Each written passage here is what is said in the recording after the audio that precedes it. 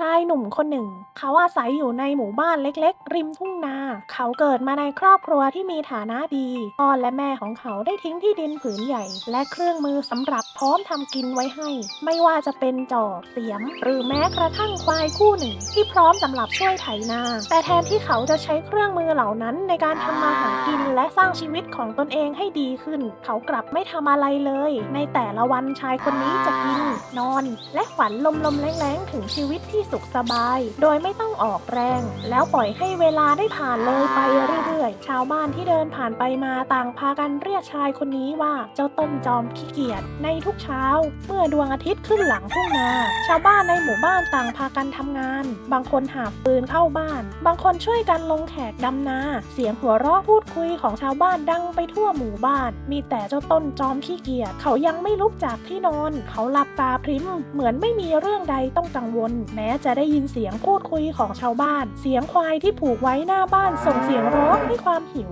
หรือแม้แต่หญ้าที่ขึ้นรกเต็มทุ่งนาชาวบ้านที่ได้พบเจอในแต่ละวันต่างพากันพูดเป็นเสียงเดียวกันว่าเสียดายจริงๆที่ดินผืนใหญ่กลับปล่อยไว้ให้เสียเปล่าแม้ชาวบ้านจะคอยตักเตือนต้นแต่เขาไม่ฟังได้แต่ตอบกลับว่าพรุ่งนี้เดี๋ยวทำแล้วใช้ชีวิตไปวันๆโดยที่เขาไม่ลงแรงทำอะไรเลยเวลาผ่านไปเรื่อยๆฤดูเพาะปลูกใกล้เข้ามาแต่ในนาของเจ้าต้นจอมขี้เกียจนั้นยังเต็มไปด้วยหญ้าข้าวในนาที่พ่อแม่เคยปลูกไว้งอกงามแต่ตอนนี้กลับมีแต่ต้นข้าวที่แคระแกรนชีวิตของเขาเหมือนจะราบเรียบไปด้วยความสบายแต่ความจริงแล้วมีแต่ความว่างเปล่าไม่มีผลผลิตในนาข้าวไม่มีความก้าวหน้าใดๆและไม่มีแม้แต่ชาวบ้านที่จะเดินมาทักทายพูดคุยด้วย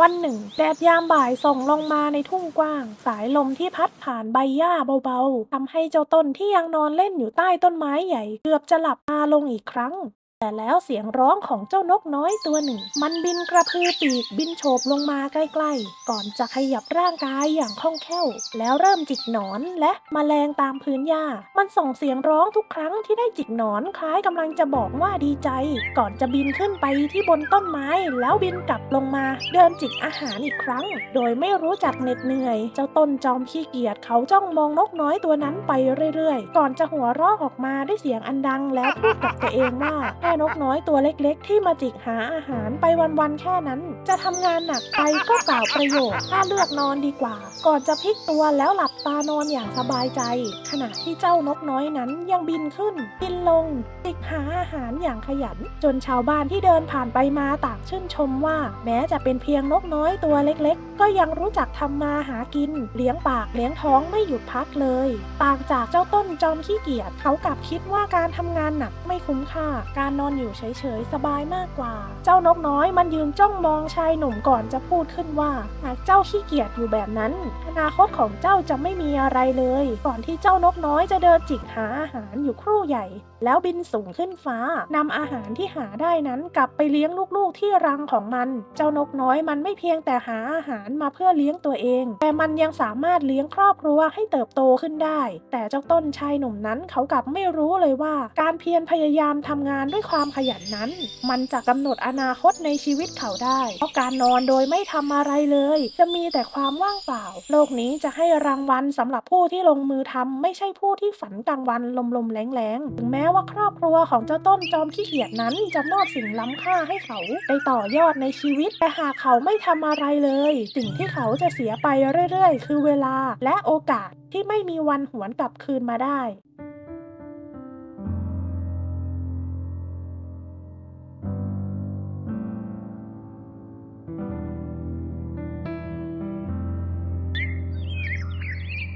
เวลาผ่านมาหลายเดือนจนกระทั่งถึงฤดูเก็บเกี่ยวเสียงหัวเราะของผู้คนในหมู่บ้านต่างพากันหัวเราะดังก้องทั่วทุ่งนาทุกบ้านต่างพากันนำข้าวที่ออกรวงสีเหลืองทองเต็มท้องทุ่งกลับมาเก็บที่ยุ้งฉางด้วยความชื่นใจบางคนหัวเราะพูดคุยอย่างคลึกครื้นภาพแห่งความสุขความอุดมสมบูรณ์ได้เกิดขึ้นในหมู่บ้านแห่งนี้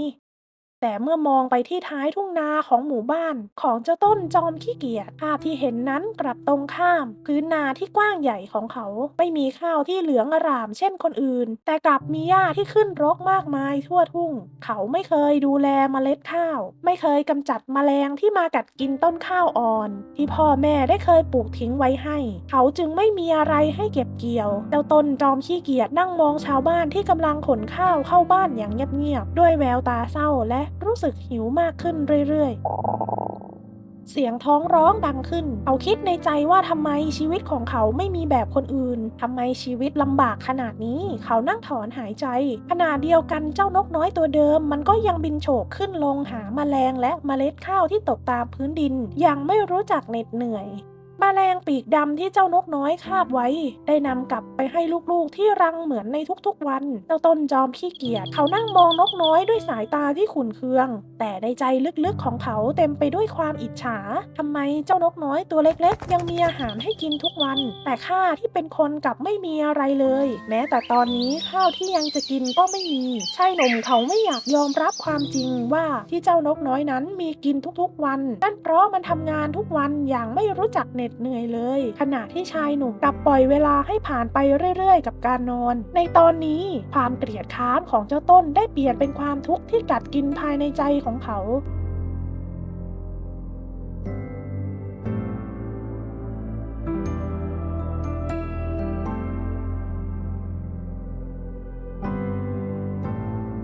เมื่อเวลาผ่านไปเจ้าต้นจอมขี้เกียจเขาไม่สามารถทนกับความหิวโหยที่กัดกินภายในท้องเขาลุกขึ้นจากคะนาแล้วเดินไปหาบ้านของชาวบ้านที่ข้าวเต็มยุ้งฉางในใจของเขาหวังเอาไว้ว่าจะมีใครสักคนแบ่งข้าวให้เขาเคาะประตูบ้านแรกก่อนประตูนั้นจะเปิดออก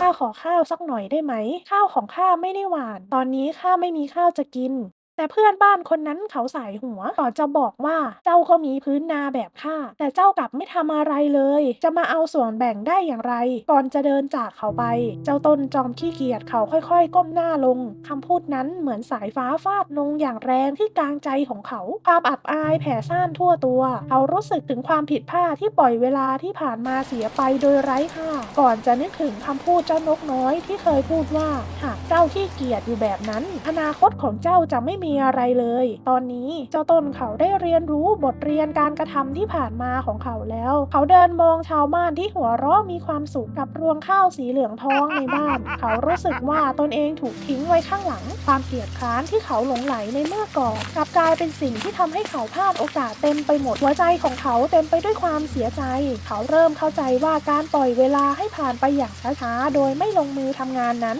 ไม่เพียงแต่ทำให้ชีวิตของเขาขาดผลผลิตจากนาข้าวขาดความภาคภูมิใจและขาดความสุขในการใช้ชีวิตในแต่ละวันเขาเดินมาถึงทุ่งนาของตนเองก่อนจะจ้องมองอย่างเงียบๆและเห็นเจ้านกน้อยตัวเดิมที่บินมาเกาะที่กิ่งไม้ไกลๆเจ้านกน้อยนั้นจ้องมองเขาด้วยสายตาที่อ่อนโยนคล้ายจะบอกว่าถึงเวลาที่เจ้าต้องเริ่มลงมือทำเสียทีหัวใจของเจ้าต้นได้สั่นสะท้านแรงขึ้นเขารู้ว่าหากเขามีชีวิตที่ดีขึ้นเขาต้องไม่ผัดวันประกันพรุ่งในการลงมือทำเขานั่งลงเงียบๆสายตามองไปที่ท้องนาของตนเองก่อนจะเห็นเจ้านกน้อยที่กำลังบินคาบเศษไม้แห้งขึ้นไปจัดรังเดิมของมันเจ้านกน้อยตัวนั้นมันไม่เพียงแต่คาบเศษไม้ขึ้นมาทำรังแต่มันจะค่อยๆจัดรังของมันอย่างตั้งใจมันทำซ้ำๆไปเรื่อยๆไม่มีวันหยุดพักเจ้าต้นจอมขี้เกียจเขาได้มองนกน้อยตัวนั้นจนได้รู้ว่าการลงมือทำสิ่งเล็กน้อยในตอนนี้อย่างตั้งใจจะทำให้กลายเป็นสิ่งใหญ่ได้ในอนาคตหากทำอย่างสม่ำเสมอ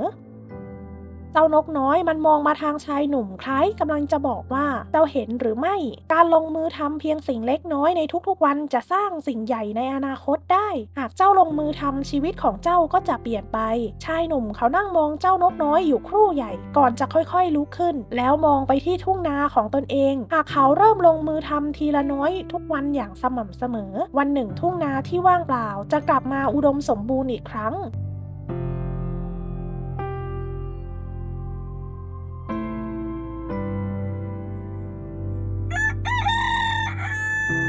เช้าวันต่อมา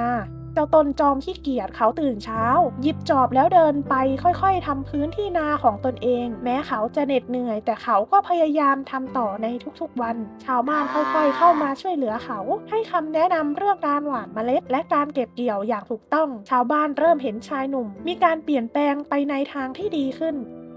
เวลาผ่านไปไม่นานนาของเจ้าต้นจอมขี้เกียจได้กลับมาอุดมสมบูรณ์อีกครั้งรวงข้าวสีเหลืองทองสวยงามความเหน็ดเหนื่อยที่เคยผ่านมานั้นได้ตอบแทนด้วยผลลัพธ์ที่ชัดเจนเขายืนอยู่กลางทุ่งนาก่อนจะมองด้วยรอยยิ้มไปที่เจ้านกน้อยที่บินรอบรังขอบใจที่สอนให้ข้าเข้าใจว่าความขยันคือกุญแจแห่งความสำเร็จและความสุขที่แท้จริงเขาพูดเบาๆก่อนจะยืนมองไปที่ทุ่งนาสีเหลืองทองที่ตัวเองได้ปลูกไว้ด้วยความภาคภูมิใจนิทานเรื่องนี้สอนให้รู้ว่าความขยันไม่เพียงแต่พาไปสู่ความสำเร็จแต่ยังหล่อหลอมให้ชีวิตงดงามเปี่ยมด้วยคุณค่าและเต็มไปด้วยความภาคภูมิใจในทุกย่างก้าวของตนเองดูจบแล้วกดไลค์กด Subscribe เพื่อไม่ให้พลาดคลิปใหม่ๆต่อไปนะคะ